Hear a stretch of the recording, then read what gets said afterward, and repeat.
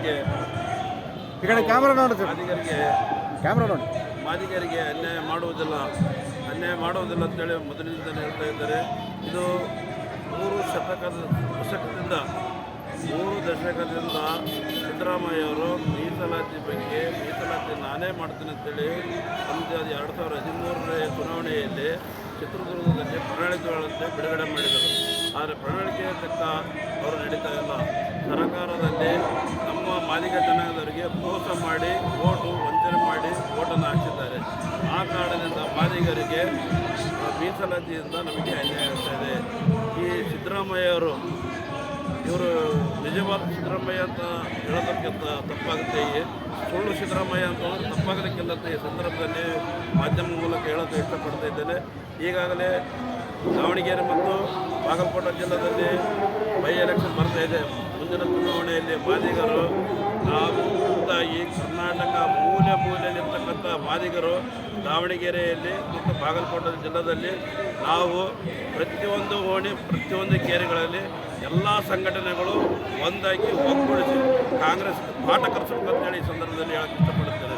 ಸಿದ್ದರಾಮಯ್ಯವರೇ, ನೀವು ಮುಖ್ಯಮಂತ್ರಿ ಆಗಬೇಕಾಗಿದ್ದರೆ ಮಾದಿಗರು ಮಾತಂಗಿಯರ ಆಶೀರ್ವಾದ ಇರುತ್ತಿದ್ದರೆ ಮುಖ್ಯಮಂತ್ರಿ ಆಗಿದ್ದೀರಿ. ಹಿಂದಕ್ಕೆ ಈಗಾದರೂ ಮುಖ್ಯಮಂತ್ರಿ ಆಗಬೇಕಾದ್ರೆ ಮಾತಂಗಿ ಮಕ್ಕಳಿಗೆ ಆಶೀರ್ವಾದದಿಂದ ಮುಖ್ಯಮಂತ್ರಿ ಆಗಿದ್ದರೆ ಮಾತಂಗಿ ಮಕ್ಕಳ ಆಶೀರ್ವಾದ ಮಾತಂಗಿ ಮಕ್ಕಳ ಶಾಪ ಪಡಿತದಿಂದ ಈ ಒಂದು ಸಂದರ್ಭದಲ್ಲಿ ಹೇಳಕ್ಕೆ ಇಷ್ಟಪಡುತ್ತಿದ್ದಾರೆ.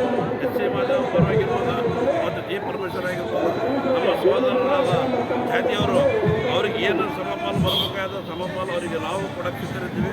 ನಮ್ಮ ಪಾಲು ನಮಗೆ ಕೊಡಿ. ಡಾಕ್ಟರ್ ಬಾಬಾ ಸಾಹೇಬ್ ಅಂಬೇಡ್ಕರ್ ಸಂವಿಧಾನಾತ್ಮಕವಾಗಿ ಹೇಳೋದಿಷ್ಟೇ ಸಂವಿಧಾನದಲ್ಲಿರ್ತಕ್ಕಂಥ ಬರೆದಂಥ ಸಂವಿಧಾನದನ್ನಾತ್ಮಕವಾಗಿ ಬಾಬಾ ಸಾಹೇಬ್ ಅಂಬೇಡ್ಕರ್ ಅವರು ಸಮಪಾಲು ಅಂತ ಹೇಳಿದ್ದಾರೆ. ಸಮಪಾಲು ಎಲ್ಲಿ ಕೊಡ್ತಾ ಇದ್ದೀರಿ? ಕೊಡ್ತಾ ಇಲ್ಲ. ಮಾದಿಗರಿಗೆ ಮೋಸ ಮಾಡ್ತಾ ಇದ್ದೀರಿ, ಮಾದಿಗರಿಗೆ ಸುಳ್ಳು ಹೇಳ್ತಾ ಇದ್ದೀರಿ. ಇವತ್ತು ದಿನ 6ನೇ ತಾರೀಕು ಅದು ಸದನದಲ್ಲಿ ಇಡ್ತೀವಿ ಅಂತ ಹೇಳಿದ್ರಿ. 6ನೇ ತಾರೀಕು ಸದನದಲ್ಲಿ ಇಡಲೇ ಇಲ್ಲ. ನಮ್ಮ ಸನ್ಮಾನ್ಯ ಶ್ರೀ ನಮ್ಮ ಜಾತಿಯವರಂಥ ಮಂತ್ರಿಗಳಂಥ ಮುನಿಯಪ್ಪ ಸಾಹೇಬರಾಗಿರ್ಬೋದು ಮತ್ತು ಆರ್ ವಿ ತಿಮ್ಮಪ್ಪರ ಸಾಹೇಬರಾಗಿರ್ಬೋದು ಇವತ್ತಿನ ಒಂದು ಸದೃಢವಾದ ನಿರ್ಧಾರವನ್ನು ತೆಗೆದುಕೊಂಡಾರ. ಯಾಕೆಂದರೆ ನಮ್ಮ ಸಮಾಜ ಇದ್ದರೆ ಮಾತ್ರ ನಾವು ನಮ್ಮ ಸಮಾಜದಲ್ಲಿ ಇರ್ತೀವಿ ಅಂತೇಳಿ ಒಂದು ನಿರ್ಧಾರವನ್ನು ತೆಗೆದುಕೊಂಡದಕ್ಕೆ ಅವರಿಗೆ ಧನ್ಯವಾದಗಳು. ಆದರೆ ಈ ಮೀಸಲಾತಿ ಬಗ್ಗೆ ಒಂದು ವೇಳೆ ಮೀಸಲಾತಿ ನಮಗೆ ಕೊಡದೇ ಇದ್ದಲ್ಲಿ ನಾವು ರಾಜೀನಾಮೆ ಕೊಟ್ಟು ಹೊರಗೆ ಬರುತ್ತೇವೆ ಅಂತೇಳಿ ಮುನಿಯಪ್ಪ ಸಾಹೇಬರು ಹೇಳಿದರೆ, ಆರ್ ವಿ ತಿಮ್ಮಪ್ಪ ಸಾಹೇಬರು ಕೂಡ ಹೇಳಿದ್ದಾರೆ. ಈ ಹೋರಾಟ ಮೊದಲನೇ ಹೆಜ್ಜೆ. ಈ ಸಂಗ್ರಾಮ ಮಾದಿಗರು ಹೇಳೋದು ಕೇಳೋದು ಶಾಂತಿಯುತವಾಗಿ ಹೋರಾಟ. ಒಂದು ವೇಳೆ ಮಾದಿಗರಿಗೆ ತೊಡೆಯಿದ್ರೆ ಅದು ಚುನಾವಣೆಯಲ್ಲೆಲ್ಲ ಕಾಂಗ್ರೆಸ್ ಪಕ್ಷದೇ ನಿರ್ನಾಮ ಮಾಡ್ತೀವಿ ಅಂತೇಳಿ ಈ ಒಂದು ಸಂದರ್ಭದಲ್ಲಿ ಹೇಳೋಕ್ಕೆ ಇಷ್ಟಪಡ್ತಾರೆ.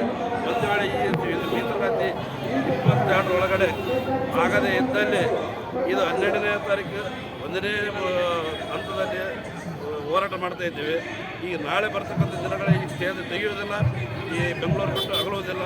ಎಲ್ಲ ಮಾದಿಗರು ಉಪವಾಸ ಸತ್ಯಾಗ್ರಹ ಮಾಡ್ತು ಅಂತೇಳಿ ಈ ಸಂದರ್ಭದಲ್ಲಿ ಹೇಳೋಕ್ಕೆ ಮಾಧ್ಯಮ ಮೂಲಕ ಹೇಳ್ತೀವಿ. ನಮ್ಮ ಹೆಸರು ಭೀಮಾಶಂಕರ್ ಕಲ್ವ, ಕರ್ನಾಟಕ ಮಾದಿಗ ಸಂಘದ ಅಧ್ಯಕ್ಷರು ಮತ್ತು ಗುತ್ತಿಗೆದಾರರು ಸಂಘಟನೆ ಕಾರ್ಯದರ್ಶಿ. ಮಾದಿಗ ಗುತ್ತಿಗೆದಾರರು ರಾಜ್ಯ ಸಂಘಟನೆ ಕಾರ್ಯದರ್ಶಿ.